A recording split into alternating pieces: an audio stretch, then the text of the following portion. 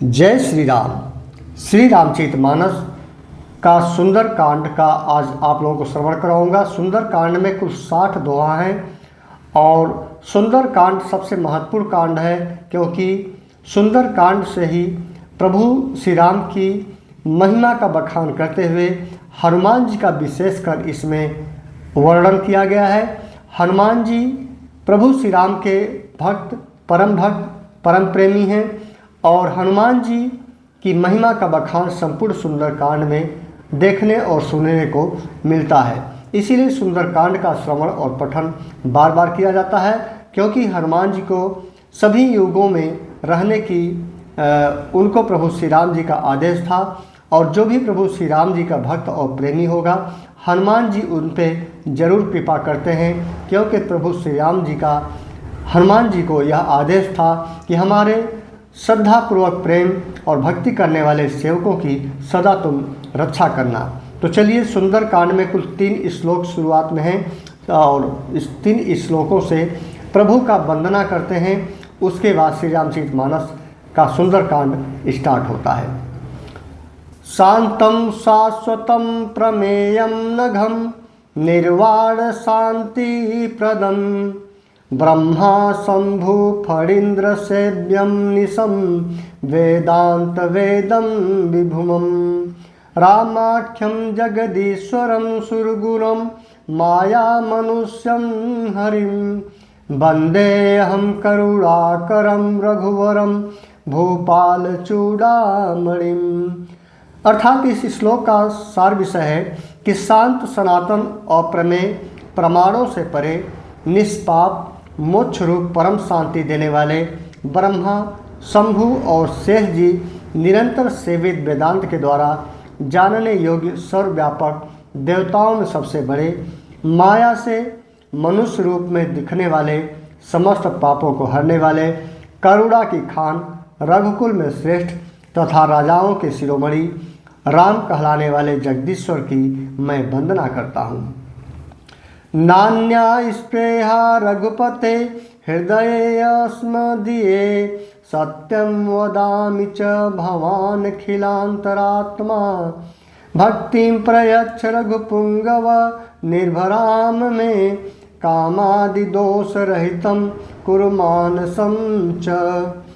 हे रघुनाथ जी, मैं सत्य कहता हूँ और फिर आप सबके अंतरात्मा में ही अर्थात सब ही जानते हैं कि मेरे हृदय में दूसरी कोई इच्छा नहीं है।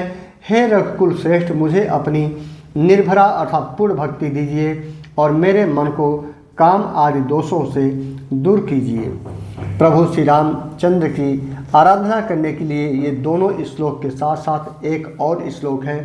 तीनों श्लोक का यदि आप डेली प्रतिदिन पठन या श्रवण करते हैं तो प्रभु श्री राम की वंदना अच्छे से हो जाती है। अतुलित बलधामम हेम शैलाभदेहम धनुजवन कृशानुम ज्ञानी नामग्रगण्यम सकल गूढ़ निधानम वानराणामधीशम रघुपति प्रिय भक्तम वात जातम नमामि। अर्थात अतुल बल के धाम, सोने के पर्वत, सुमेरु के समान कांति युक्त शरीर वाले दैत्य रूपी वन अर्थात को ध्वंस करने के लिए अग्नि रूप ज्ञानियों में अग्रगण्य, संपूर्ण गुणों की निधान, बानरों के स्वामी श्री रघुनाथ जी के प्रिय भक्त पवन पुत्र श्री हनुमान जी को मैं प्रणाम करता हूँ। अब यहाँ से चौपाई शुरू होती है। बहुत ही सुंदर चौपाई है मित्रों, सुंदर कांड की सबसे पहली चौपाई जो हृदय को भाव विभोर कर देने वाली है। जामवंत के बचन सुहाए सुनि हनुमंत हृदय अति भाए। जामवंत कहते हैं कि समुद्र के लांघने की शक्ति और माता सीता का खबर लेने की शक्ति हनुमान जी में ही है और हनुमान जी ही ये कार्य अच्छे से कर सकते हैं, क्योंकि हनुमान जी पवन पुत्र हैं। तो हनुमान जी जामवंत के वचन सुनते हैं, उनको हृदय को भा जाता है। प्रभु का यह कार्य करने के लिए उनके जो मन में उत्कंठा जगती है, उनकी शक्ति दूना चौगुना बढ़ती जाती है। इसीलिए चौपाई बहुत महत्वपूर्ण है। जामवंत के बचन सुहाए, सुनि हनुमंत हृदय अति भाए। तब लगी मोहि परीखेहु तुम भाई, सही दुख कंद मूल फल खाई। जाम्बवान के सुंदर वचन सुनकर हनुमान जी के हृदय को बहुत ही अच्छा लगा और वे बोले, हे भाई, तुम लोग दुख सहकर कंदमूल फल खाकर तब तक मेरी राह देखना, जब तक कि जब लगी आवों सीतहि देखी, हुई ही काज मोहि हरस विशेषी। यह कहीं नाई सबनि कहूँ माथा, चले हरस ही धरि रघुनाथा। जब तक मैं सीता जी को देखकर लौट न आऊँ, काम अवश्य होगा, क्योंकि मुझे बहुत ही हर्ष हो रहा है। यह कहकर और सबको मस्तक नवाकर तथा हृदय में रघुनाथ जी को धारण करके हनुमान जी हर्षित होकर चले। सिंधु तीर एक भूधर सुंदर, कौतुक कूद चढ़ऊँ ता ऊपर। बार बार रघुबीर संभारी, तरकऊँ पवन तनय बल भारी। समुद्र के तीर पर एक सुंदर पर्वत था। हनुमान जी खेल से ही अनायास से ही कूदकर उसके ऊपर जा चढ़े और बार बार श्री रघुवीर का स्मरण करके अत्यंत बलवान हनुमान जी उस पर से बड़े वेग से उछले। जहि गिरि चरण देई हनुमंता, चले सुगा पाताल तुरंता। जिमि अमोघ रघुपति करबाना, यही भांति चले हनुमाना। जिस पर पर्वत पर हनुमान जी पैर रखकर चले, जिस पर वे उछले, वह तुरंत ही पाताल में धंस गया। जैसे श्री रघुनाथ जी का अमोघ बाण चलता है, उसी तरह हनुमान जी चले। जलनिधि रघुपति दूत बिचारी, तय मैनाक होहि श्रमहारी। समुद्र ने उन्हें रघुनाथ जी का दूत समझकर मैनाक पर्वत से कहा कि हे मैनाक, तू इनकी थकावट दूर करने वाले हो, अर्थात अपने ऊपर इन्हें विश्राम दे। मैनाक पर्वत पर हनुमान जी ने विश्राम किया था। एक सुंदर दोहा। हनुमान तहि पर साकर, पुन किन्ह प्रणाम। राम काज किन्हे दिनु, मोहि कहाँ विश्राम। रघुनाथ जी का दूत समझकर समुद्र ने जब पर्वत से मैनाक पर्वत से कहा कि हनुमान जी थक गए हैं, तुम ऊपर आकर के उन्हें विश्राम दो, तो हनुमान जी क्या कहते हैं?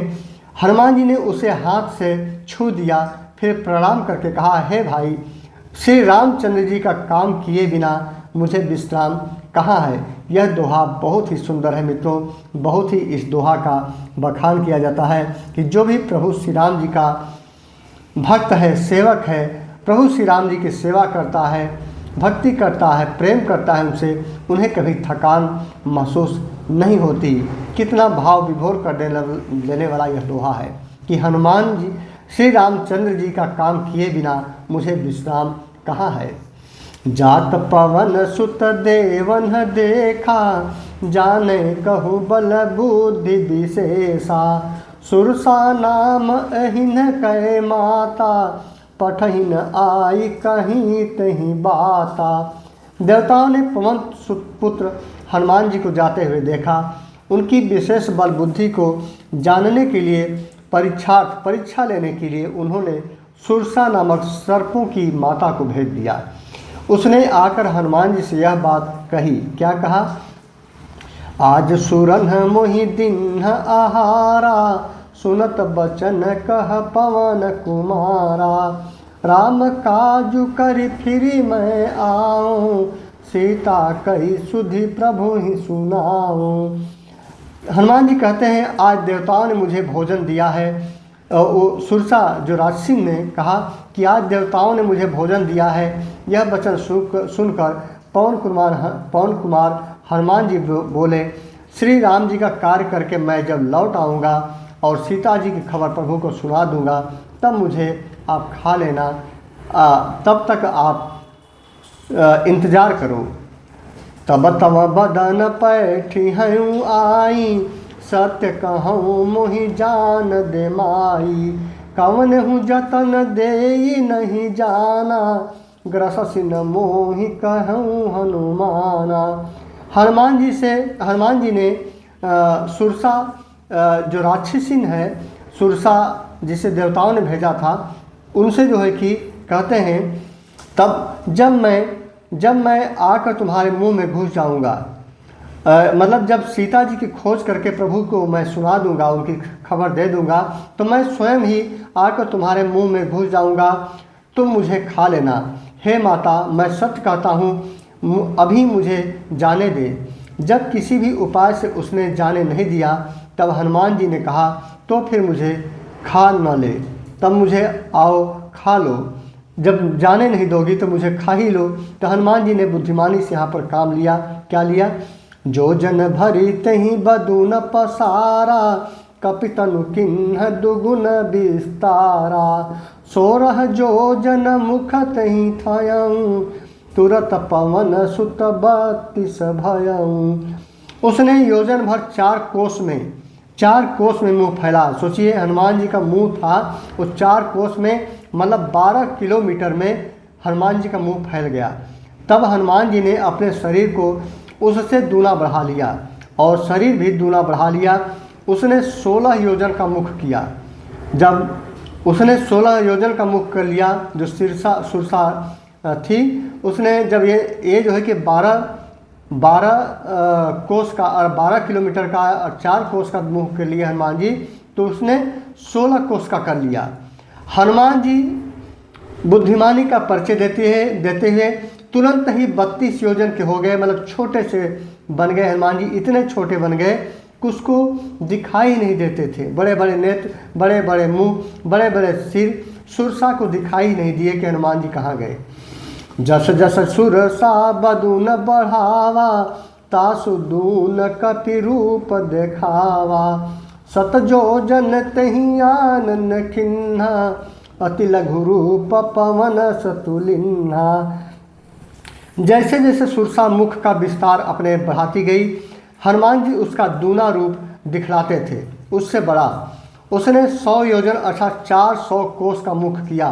सिरसा ने 400 कोस मतलब सोचिए 1200 किलोमीटर।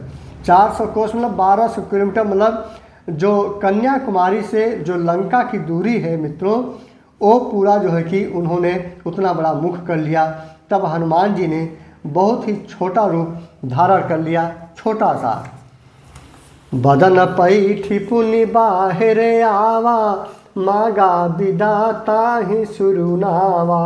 मोहि सुरन जहि लागी पठावा, बुद्धि बल मरम तोर मैं पावा। और वे उनके मुख में घुसकर तुरंत फिर बाहर निकल आए और उसे सिर नवाकर विदा मांगने लगे। उसने कहा, मैंने तुम्हारे बुद्धि बल का भेद पा लिया, जिसके लिए देवताओं ने मुझे भेजा था। तो हनुमान जी की बुद्धि की परीक्षा लेने के लिए भेजा गया था। राम काज सब करी हम तुम, बल बुद्धि निधान। आशीष दे गई सो हरस चले हनुमान। तुम श्री रामचंद्र जी का सब कार्य करोगे, क्योंकि तुम बल बुद्धि के भंडार हो। यह आशीर्वाद देकर वह चली गई। तब हनुमान जी हर्षित होकर चले। निशिचिर एक सिंधु महुरहाई, करि माया नभु के खग गहई। जीव जंतु जे गगन उड़ाही, जल बिलो की तिन्ह कै परिछाही। समुद्र में एक राक्षसी रहती थी। वह माया करके आकाश में उड़ते हुए पक्षियों को पकड़ लेती थी। आकाश में जो जीव जंतु उड़ा करते थे, वह जल में उनकी परछाई देखकर उन पे जो है कि उनको शिकार बना लेती थी। गहई छाह सक सो न उड़ाई, यही विधि सदा गगन चर खाई। सोई छल हनुमान कह किन्हा, तासु कपटु कपि तुरत ही चिन्हा। उस परछाई को पकड़ लेती थी, जिससे वे उड़ नहीं सकते थे और जल में ही गिर पड़ते थे। इस प्रकार वह सदा आकाश में उड़ने वाले जीवों को खाया करती थी। उसने वही छल हनुमान जी से भी किया। हनुमान जी ने तुरंत ही उसका कपट पहचान लिया और उन्होंने क्या किया, ताहि मारी मारुत सुत बीरा, बारिध पार गयऊ मति धीरा, तहाँ जाई देखी देखी बन शोभा, गुंजत चंचरी का मधुलोभा। पवन पुत्र धीर बुद्धि वीर श्री हनुमान जी उसको मारकर समुद्र के पार गए। वहाँ जाकर उन्होंने वन की शोभा देखी। मधु अर्थात पुष्प रस के लोभ से भौरे गुंजार कर रहे थे। नाना तरु फल फूल सुहाए, खग मृग वृंद देखी मन भाए, शैल विशाल देखी एक आगे, तापर धाई चढ़ेऊ भय त्यागे। अनेकों प्रकार के वृक्ष फल फूल से शोभित हैं। पक्षी और पशुओं के समूह को देखकर तो वे मन में बहुत ही प्रसन्न हुए। सामने एक विशाल पर्वत देखकर हनुमान जी भय त्याग कर उस पर दौड़कर जा चढ़े। उमान कछु कपि कै अधिकाई, प्रभु प्रताप जो कालहि खाई, गिरि पर चढ़ी लंका तहीं देखी, कहीं न जाई अति दुर्ग विशेषी। शिव भगवान जी कहते हैं, हे उमा, इसमें बानर हनुमान की कुछ बड़ाई नहीं है। यह प्रभु का प्रताप है जो काल को भी खा जाता है। पर्वत पर चढ़कर उन्होंने लंका देखी। बहुत ही बड़ा किला है, कुछ कहा नहीं जाता। अति उतंग जल निधि चहु पासा, कनक कोट कर परम प्रकाशा। वह अत्यंत ऊंचा है, उसके चारों ओर समुद्र है। सोने के परकोटे अर्थात चार दीवारी का परम प्रकाश हो रहा है। एक सुंदर छंद के माध्यम से यहाँ पर लंका की सुंदरता का वर्णन किया गया है।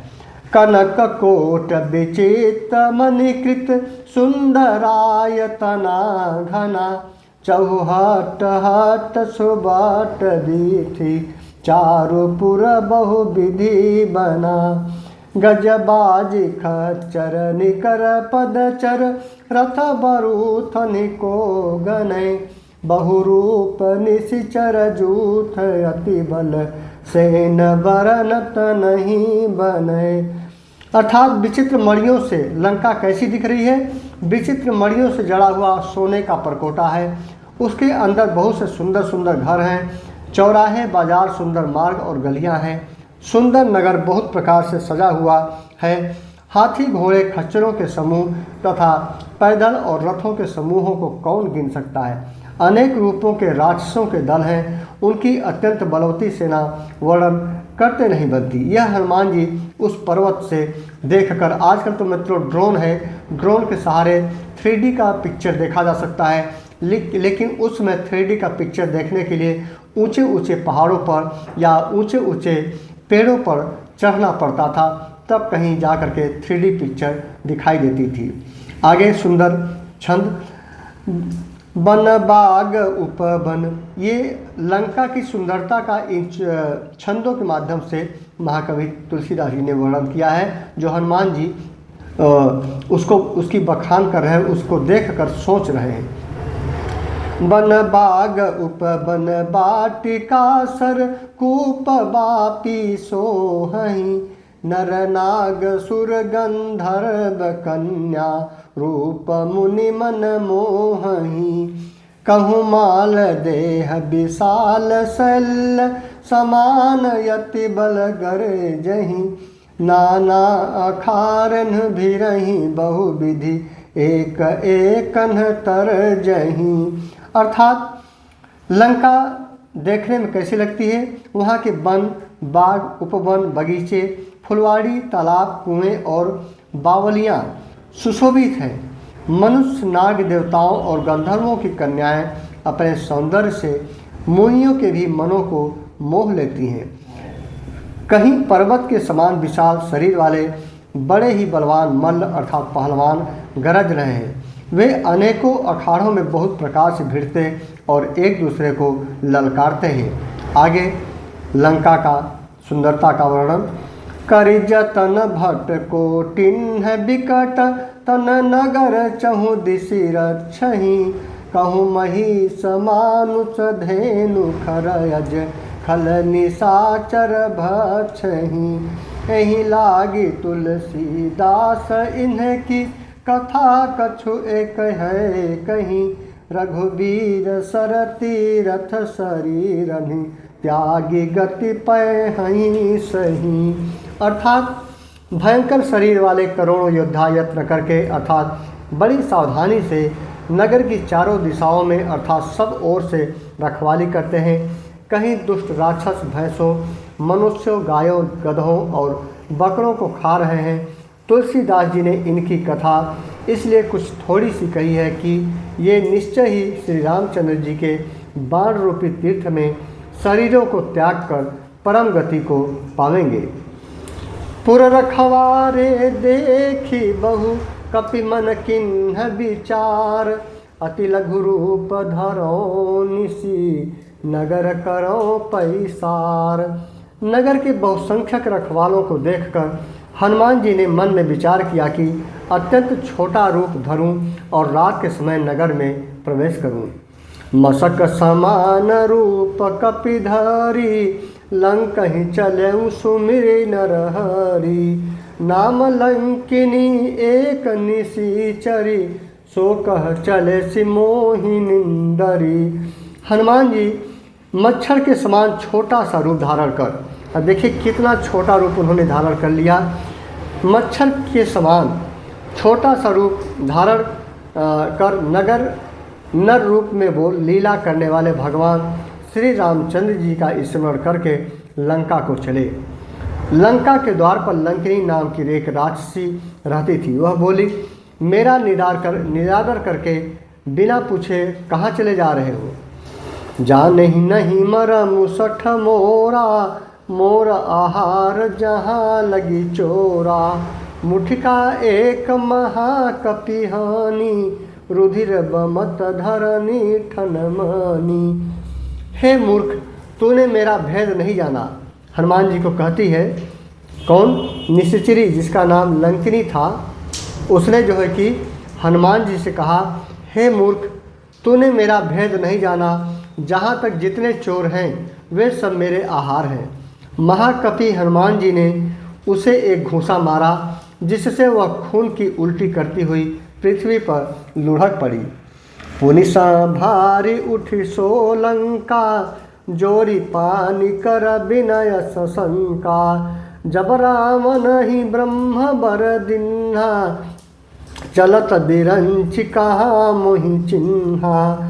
वह लंकिनी फिर अपने को संभाल कर उठी और डर के मारे हाथ जोड़कर विनती करने लगी। वह बोली, रावण को जब ब्रह्मा जी ने वर दिया था तब चलते समय उन्होंने मुझे राक्षसों की विनाश की यह पहचान बता दी थी। क्या बताई थी? विकल हो सीतय कपि के मारे, तब जाने सुनिशिचर संघारे। तात मोर अति पुण्य बहुता, देखे नयन राम कर दूता। वह निशिचरी लंकिनी बताती है कि जब तू बंदर के मारने से व्याकुल हो जाए तब तू राक्षसों का संहार हुआ जान लेना। हे तात, मेरे बड़े पुण्य हैं जो मैं श्री रामचंद्र जी के दूत अर्थात आपको नेत्रों से देख पाई। हनुमान जी को देखकर उनका भेद समझकर लंकिनी भाव विभोर हो गई। वह समझ गई कि यह प्रभु का भेजा हुआ वही दूत है। तात स्वर्ग यप वर्ग सुख, धरिय तुला एक अंग। तुलन ताहि सकल मिली, जो सुख लव सतसंग। मित्रों, लंका में भी एक से बढ़कर एक प्रभु श्री रामचंद्र जी के भक्त थे।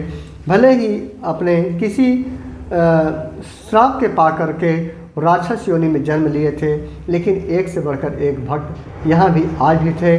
और राक्षस बनने के बाद भी प्रभु श्री राम जी के प्रति प्रेम और भक्ति उनमें कम नहीं हुई थी, जैसा कि लंकिनी या फिर विभीषण।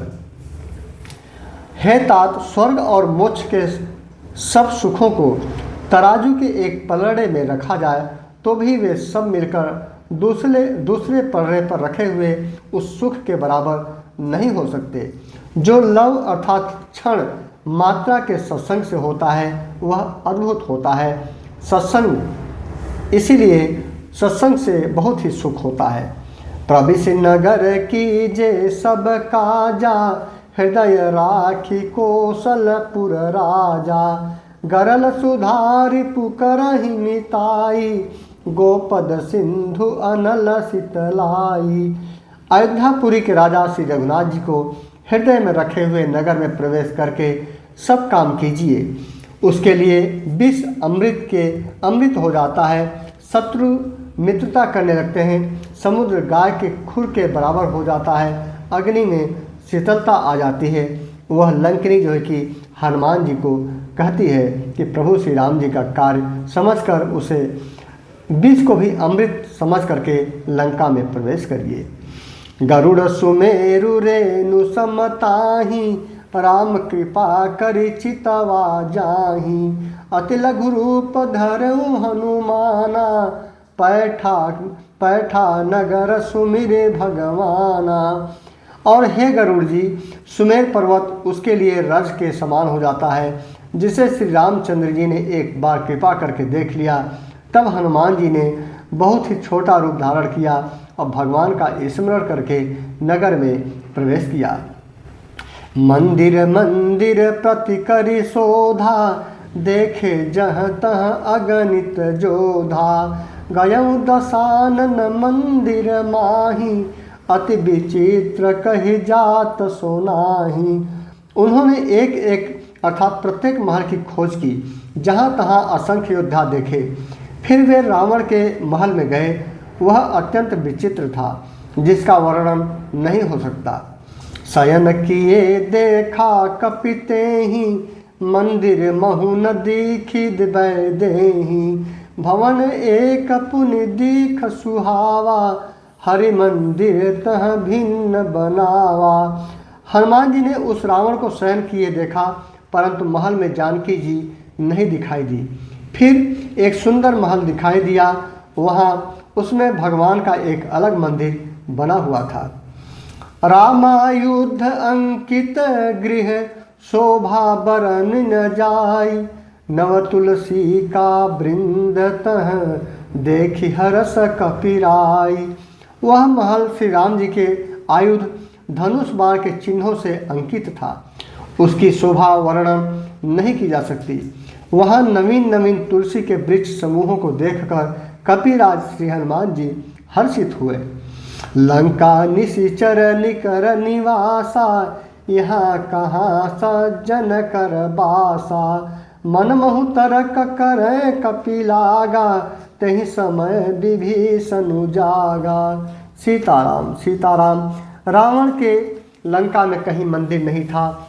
ऐसे में एक मंदिर दिखाई दिया, जहाँ ढेर सारी तुलसी लगी हुई थी और प्रभु श्री रामचंद्र जी के धनुष बाण अंकित थे। तो उसे देखकर हनुमान जी बहुत ही आश्चर्यचकित हुए और उसके बारे में उसका राज और रहस्य जानने की कोशिश उन्होंने किया।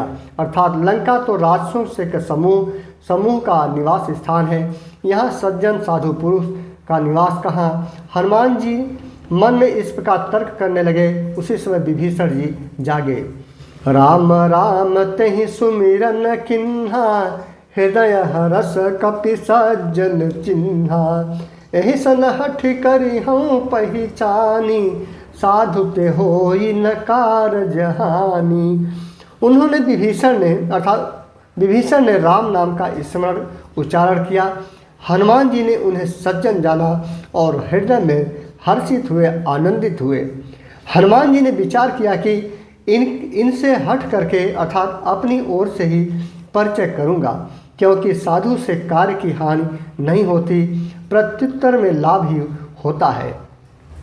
विप्र रूप धरि बचन सुनाए, सुनत विभीषण उठित आए। करि प्रणाम पूछी कुशलाई, विप्र कहूँ निज कथा बुझाई। ब्राह्मण का रूप धरकर हनुमान जी ने उन्हें वचन सुनाए और पुकारा। सुनते ही विभीषण जी उठकर वहाँ आए, प्रणाम करके कुशल पूछी और कहा कि हे ब्राह्मण देव, अपनी कथा समझाकर कहिए कि तुम हरिदासन मह कोई, मोरे हृदय प्रीत अति होई। कि तुम राम दीन अनुरागी, आय सुमोहि करन बड़ भागी। क्या आप हरि भक्तों में से कोई हैं? क्योंकि आपको देखकर मेरे हृदय में अत्यंत प्रेम उमड़ रहा है। अथवा क्या आप दीनों से प्रेम करने वाले स्वयं श्री राम जी ही हैं, जो मुझे बड़भागी बनाने अर्थात घर बैठे दर्शन देकर कृतार्थ करने आ गए हैं। तब हनुमंत कही सब राम कथा निज नाम, सुनत जुगल तन पुलक मन, मगन सुमीर गुण ग्राम। तब हनुमान जी ने श्री रामचंद्र जी की सारी कथा कहकर अपना नाम बताया। सुनते ही दोनों के शरीर पुलकित हो गए और श्री राम जी के गुण समूहों का स्मरण करके दोनों के मन प्रेम और आनंद में मग्न हो गए। सुनहु पवन सुत रहनि हमारी, जिमि दस नन्ही महु जीभ बिचारी। तात कबहु मोहि जानिया नाथा, करिहै कृपा भानुकुल नाथा। विभीषण जी ने कहा, हे पवन पुत्र, मेरी रहनी सुनो। मैं यहाँ वैसे ही रहता हूँ जैसे दांतों के बीच में बेचारी जीभ है। हे तात, मुझे अनाथ जानकर सूर्यकुल के नाथ श्री रामचंद्र जी क्या कभी मुझ पर कृपा करेंगे? तामस तन कछुक साधन नाही, प्रीतिन पद सरोज मन माही। अब मोहि भा भरोस हनुमंता, बिनु हरि कृपा मिलहि नहीं संता। देखिए, ये चौपाई ही बहुत ही महत्वपूर्ण है। बिन हरि कृपा मिलहि नहीं संता। बिना हरि की कृपा के प्रभु का अर्थात संतों का भेंट भी नहीं हो पाता है। अर्थात विभीषण जी कहते हैं कि मेरी तामसी अर्थात राक्षस शरीर होने से साधन तो कुछ बनता नहीं और न मन में श्री रामचंद्र जी के चरण कमलों में प्रेम ही है। परंतु हे हनुमान, अब मुझे विश्वास हो गया है कि श्री राम जी की मुझ पर कृपा है, क्योंकि हरि की कृपा के बिना संत नहीं मिलते। अर्थात भगवान की जब कृपा होती है तभी संतों के दर्शन होते हैं। जब संतों के दर्शन होने लगे, संतों के आपको दर्शन होने लगे, तो समझिए प्रभु की कृपा आप पर जरूर है। जो रघुबीर अनुग्रह किन्हा, तो तुम मोहि दरसु हठ दिन्हा। सुनहु विभीषण प्रभु कै रीति, करहि सदा सेवक पर प्रीति। जब श्री रघुबीर जी ने कृपा की है तभी तो आपने मुझे हट करके अपनी ओर से दर्शन दिए हैं। हनुमान जी ने कहा, हे विभीषण जी सुनिए, प्रभु की यही रीति है कि वे सेवक पर सदा ही प्रेम किया करते हैं। यह चौपाई भी, इन चौपाइयों का बहुत ही रहस्य है मित्रों, जिसे बाद में विस्तार से भी आप लोगों के समक्ष रखूँगा। कहूँ कमन मैं परम कुलीना, कपि चंचल सबहि विधिहीना। प्रात ले जो नाम हमारा, तहि दिन ताहि न मिले आहारा। भला कहिए, मैं ही कौन बड़ा कुलीन हूँ, जात का चंचल बानर हूँ और सब प्रकार से नीच हूँ। प्रातः काल जो हम लोग अर्थात बंदरों का नाम ले लें तो उस दिन उसे भोजन न मिले, ऐसी जात का हूँ। विभीषण जब अपने राक्षस कुल में जन्म लेने पर पछतावा करता है, इसीलिए उन्हें सांत्वना देने के लिए हनुमान जी उन्हें विभीषण को सांत्वना देते हैं कि मेरा भी जन्म कहाँ बहुत अच्छा है, मैं भी तो बानर ही जात में जन्म लिया हूँ, आपसे भी नीच ही हूँ। असमय अधम सखा सुनु, मोह पर रघुबीर।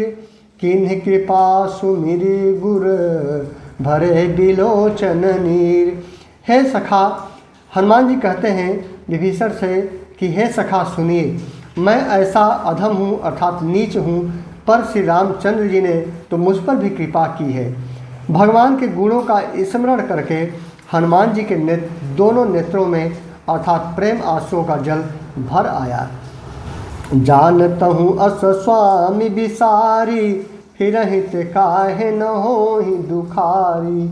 एहि विधि कहत राम गुण ग्रामा, पावा अनिर्वाच विश्रामा। जो जानते हुए भी ऐसे स्वामी अर्थात श्री रघुनाथ जी को भुलाकर विषयों के पीछे भटकते फिरते हैं, वे दुखी क्यों न हो। इस प्रकार श्री रामचंद्र जी के गुण समूहों को कहते हुए उन्होंने अनिर्वचनीय अर्थात परम शांति प्राप्त की। पुनि सब कथा विभीषण कही, जहि विधि जनक सुता तह रही। तब हनुमंत कहाँ सुनु भ्राता, देख चहु जानकी माता। थे विभीषण जी ने श्री जानकी जी जिस प्रकार वहाँ लंका में रहती थी वह सब कथा कही। तब हनुमान जी ने कहा, हे भाई सुनो, मैं जानकी माता को देखना चाहता हूँ। जुगत विभीषण सकल सुनाई, चलऊँ पवन सुत विदा कराई। करि सोई रूप गयऊँ पुनीत हवा, बन अशोक सीता रह जहवा। सीताराम सीताराम सीताराम सीताराम।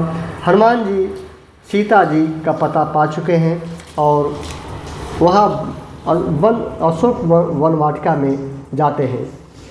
विभीषण जी ने माता के दर्शन की सब युक्तियाँ उपाय कह सुनाई। तब हनुमान जी ने विदा लेकर चले। फिर वहीं पहले का मशक सरीखा रूप धरकर अर्थात छोटा रूप धारण करके वहाँ गए जहाँ अशोक वन में वन के जिस भाग में सीता जी रहती थी। देख मन ही महु किन्ह प्रणामा, बैठी बीत जाति निसिजामा। कृष्ण शीस जटा एक बेनी, जपत हृदय रघुपति गुण श्रेणी।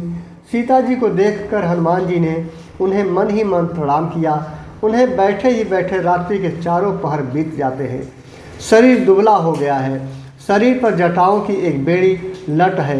हृदय में श्री रघुनाथ जी के गुण समूहों का जाप स्मरण करती रहती हैं। निज पद नयन दिए मन, राम पद कमल लीन। परम दुखी भा पवन सुत, देखी जानकी दीन। श्री जानकी जी नेत्रों को अपने चरणों में लगाए हुए हैं अर्थात नीचे की ओर देख रही हैं और मन श्री रामचंद्र जी के चरण कमलों में लीन है। जानकी जी को दीन दुखी देखकर पवन पुत्र हनुमान जी बहुत ही दुखी हुए। तरुपल्लव महुरहा लुकाई, करई विचार करो का भाई। तही अवसर रामनु तह आवा, संग नारी बहु किए बनावा।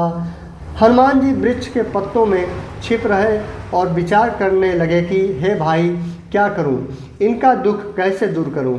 उसी समय बहुत सी स्त्रियों को साथ लिए सज धज कर रावण वहां आया। बहुविधि खलसी तही समुझावा, साम दान भय भेद देखावा। कह रावण सुन सुमुखी सयानी, मंदोदरी आदि सब रानी। उस दुष्ट ने सीता जी को बहुत प्रकार से समझाया कि साम दान भय और भेद दिखलाया। रावण ने कहा, हे सुमुखी हे सयानी सुनो, मंदोदरी आज सब रानियों को तब अनुचरी करऊँ पन मोरा, एक बार बिलोक मम मोरा ओरा। तृणधरि ओट कहति वैदेही, सुमिरि अवधपति परम स्नेही। तब सुनो मंदोदरी आज सब रानियों को मैं तुम्हारी दासी बना दूंगा। रावण कहता है कि हे सुमुखी हे सयानी सुनो, मंदोदरी आज सब रानियों को मैं तुम्हारी दासी बना दूंगा, यह मेरा प्रण है। तुम एक बार मेरी ओर देखो तो सही। अपने परम स्नेही कौशलाधीश श्री रामचंद्र जी का स्मरण करके जानकी जी तिनके की आड़ अर्थात पर्दा करके कहने लगी, बोली कि सुन दस मुख खद्योद प्रकाशा, कबहु की नलिनी करई विकासा। असमन समुझी कहत जान की, खल सुधि नहीं रघुबीर बान की। कहती है माता सीता के हे दशामुख हे रावण सुन, जुगनू के प्रकाश से कभी कमलिनी खिल सकती है क्या। जानकी जी फिर कहती हैं, तू अपने लिए भी ऐसा ही मन में समझ ले। रे दुष्ट, तुझे श्री रघुवीर के बाण की खबर नहीं है क्या। सठ सुने हरि आ नहीं मोही, अधम नीलज लाज नहीं तोही। रे पापी तू मुझे सुने में हर लाया, रे अधम निर्लज तुझे लज्जा नहीं आई। आप ही सुनिख द्योदित्य सम राम ही भानु समान, परसु बचन सुनि काढ़ियसी बोला अति खिसियान। प्रिय मित्रों, रावण लोग कहते हैं कि रावण एक संस्कारी था और अपहरण की हुई स्त्री को भी बिना उसकी अनुमति के हाथ नहीं लगाया। लेकिन मित्रों, मैं आपको बता दूं, इसकी कथा विस्तार से मैं आप लोगों को बताऊंगा, लेकिन संक्षिप्त में मैं बता दूं कि रावण को एक श्राप मिला हुआ था। एक स्त्री ने श्राप दिया था, जो ब्रह्मा जी की पुत्री थी, उन्होंने श्राप दिया था, देवकन्या थी, कि यदि किसी स्त्री को तू बिना अनुमति के छुएगा भी तो जो है कि तुम जलकर भस्म हो जाओगे। इसी श्राप के पा करके रावण सीता जी को छूता तक नहीं था। ये उसकी कहानी है, ये जो है कि फिर कभी इसका विस्तार से चर्चा करूँगा। अपने को जुगनू के समान और रामचंद्र जी को सूर्य के समान सुनकर और सीता जी के कठोर वचनों को सुनकर रावण तलवार निकालकर बड़े गुस्से में आकर बोला, सीता तय मम कृत अपमाना, कटिहूँ तव सिर कठिन कृपाना, नाहित सपदि मानु मम बानी, सुमुखी होती न तजीवन हानि। हे सीता, तूने मेरा अपमान किया। रावण कहता है सीता से कि तूने मेरा अपमान किया है, मैं तेरा सिर इस कठोर कृपाण से काट डालूंगा, नहीं तो अब भी जल्दी से मेरी बात मान ले। हे सुमुखी, नहीं तो जीवन से हाथ धोना पड़ेगा। श्याम सरोज दाम सम सुंदर, प्रभु भुज करी कर सम दस कंधर, सोभुज कंठ की तव असि घोरा, सुन सठ अस प्रमाण पन मोरा। सीता जी ने कहा, हे दशग्रीव, प्रभु की भुजा जो श्याम कमल की माला के समान सुंदर और हाथी की सूंड के समान अर्थात पुष्ट और विशाल है, या तो वह भुजा ही मेरे कंठ में पड़ेगी या तेरी भयानक तलवार ही। रे सठ, रे दुष्ट, सुन, यही मेरी सच्चा प्रण है। चंद्रहास हरु मम परितापम, रघुपति बिरह अनल संजातम, शीतल निशित बहसी बरधारा, कह सीता हरु मम दुख भारा। सीता जी कहती हैं, हे चंद्रहास तलवार, श्री रघुनाथ जी के विरह की अग्नि से उत्पन्न मेरी बड़ी भारी जलन को तू हर ले। जो उसका रावण की जो तलवार है, चंद्रहास जिसका नाम था, वह भी एक वरदानी तलवार थी। इसीलिए सीता माता प्रार्थना करती हैं कि श्री रघुनाथ जी के विरह की अग्नि से उत्पन्न मेरी बड़ी भारी जलन को तू हर ले। हे तलवार, तू शीतल, तीव्र और श्रेष्ठ धारा बहाती है, अर्थात तेरी धारा ठंडी और तेज है, तू मेरे दुख के बोझ को हर ले। सुनत बचन पुनि मारन धावा, मयत नया कही नीति सु बुझावा, कहे से सकल निशिचरिन बोलाई, सीत ही बहुविध त्रास जाई। माता सीता के कठोर वचन सुनते ही रावण जो है कि लाल हो गया और क्रोध के जलाग्नि में वह तलवार उठा करके उसको सीता जी को मारने के लिए धावा बोल दिया। जैसे ही सीता जी अर्थात सीता जी के वचन सुनते ही वह मारने दौड़ा, तब वह मैं दानव की पुत्री मंदोदरी ने नीति कहकर उसे समझाया। तब रावण ने सब राक्षसियों को बुलाकर कहा कि जाकर सीता जी को बहुत प्रकार से भय दिखलाओ। मास दिवस महु कहा न माना, तो मैं मारब काढ़ कृपाना। यदि महीने भर में यह कहा न माने तो मैं इसे तलवार निकाल कर मार डालूंगा। भवन गयऊँ दस कंधर, यहाँ पिशाचिन वृंद, सीत ही त्रास देखा वहीं, धरहि रूप बहुमंद। यूँ कहकर रावण घर चला गया। यहाँ राक्षसियों के समूह बहुत से बुरे रूप धरकर सीता जी को भय दिखलाने लगे। प्रिय मित्रों, श्री रामचरितमानस का सुंदर कांड का दोहा संख्या 1 से 10 संपन्न होता है। अगली कड़ी में दोहा संख्या 11 से पठन करूँगा। जय श्री राम।